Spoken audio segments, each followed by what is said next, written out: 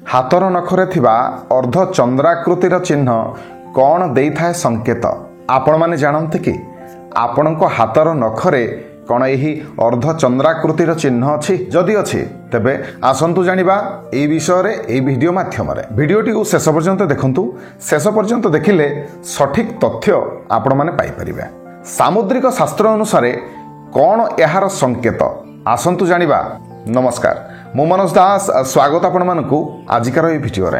हातर नखरे थिबा ए जो अर्ध चंद्राकृतिर चिन्ह कौन देइथाय संकेत यार की प्रभाव पड़ी थाए आम जीवन रे यार किछि प्रभाव थाए ना किछि प्रभाव न थाए। एही चिन्ह जोगु आमको चिंतित हेबा आवश्यक किंबा एही चिन्ह जोगु आमर चिंतित हेबा आवश्यक नाही। तेबे ए समस्त विषय चर्चा करिबा ए वीडियो माध्यम रे। आसंतु आरंभ करिबा। तेबे हातर नखरे थिबा एही अर्ध चंद्राकृतिर चिन्ह यार एक विशेष महत्व रहिछि आम समस्त जीवन में। जो मानक हातर नखरे एही भली चिन्ह अच्छी से मानक पाई एही चिन्ह किछि गुण एवं किछि कथार संकेत देई थाए। तेबे कौन एही संकेतर अर्थ होई थाई पारे कि आपण मानक हातर नखरे भी एही प्रकार चिन्ह थाई पारे। काहा काहा हातरे एही अर्ध चंद्राकृतिर चिन्ह बहुत बड़ होई थाए, आउ काहा काहा हातर नखरे जमारू न थाए, आउ काहा काहार हातर नखरे अल्प टिके थाए, छोट टिके थाए।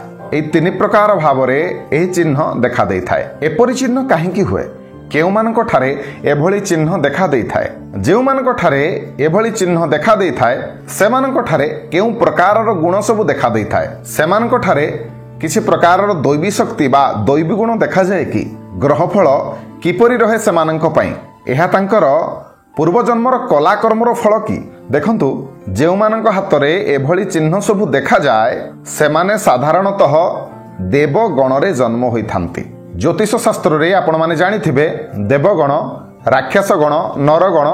तेबे एही प्रकार व्यक्ति माने साधारणतः देवगण रे जन्म लाभ करिथांती। एमानंक उपरे दैवी शक्तिर प्रभाव टिके अधिका रही थाए। जेमिति आपण माने देखिथिबे काका उपरे माँ आसंती, काका उपरे हनुमान मध्य सवार होइथांती। ठीक सही परे एमानंक उपरे दैवी शक्ति मानकर प्रभाव टिके अधिक रही थाए। एमानकर विचारधारा अन्य मानक अपेक्षा बहुत भिन्न। एमानकर बाणी मध्य सठिक होई थाए। जहा कहिबे निश्चिंत भाव रे ताहा फलप्रद हेबो। एभली व्यक्ति माने साधारणतः बुद्धिजीवी, बुद्धिमान। एमाने बुझी विचारी प्रत्येक कार्य को करंती एवं सठिक भाव रे करंती।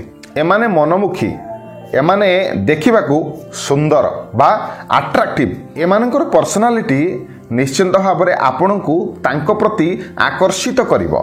भाबी चिंती एमाने निजर मतामत रखिथांती। एमाने साधारणतः उच्च पदाधिकारी भाव रे कार्य करंती। उच्च क्षमताधारी व्यक्तित्व होइथांती। जे कोनोसी कार्य माने करिवा पई संकल्प नियंती निश्चिंत भाव ता करिके देखांती। कार्यशील एमाने बसी रहिबा को पसंद करंती नाही। किछि ना किछि काम करिबा को एमाने पसंद करंती। एमाने सिद्धांतवादी, निजर सिद्धांत अनुसारे निजर संकल्प अनुसारे एमाने काम करिबा को पसंद करंती। अधिक आयु एमानकर, एमाने अधिक दिन पर्यंत जीवन भोग करंती। एमाने साधारणतः निरोगी, रोगरे विशेष भावे पीड़ित हुंती नाही। एहा हेउछि एमानंकर विशेषत्व।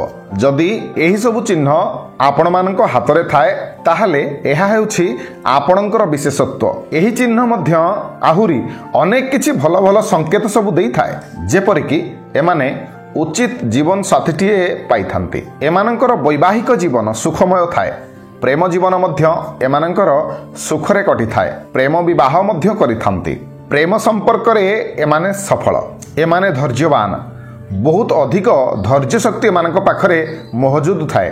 कार्य क्षेत्र रे एमाने सफल एवं उन्नति मध्य लाभ करिथांती। किंतु एमानकू हार्ट अटैक किंबा हृदयघातर समस्या देखा देई थाए। सेथि प्रति यत्नवान हुंतु। तेबे आशा करुछि आजिकार এই ভিডিওটি নিশ্চয় आपनମାନଙ୍କୁ ভাল লাগিथिबो। जदि वीडियो ভাল লাগিଥାଏ तबे वीडियो को लाइक करिवे, शेयर करिवे, चैनल को सब्सक्राइब करबाकू जमारू भूलिबेनी। रहिली, धन्यवाद।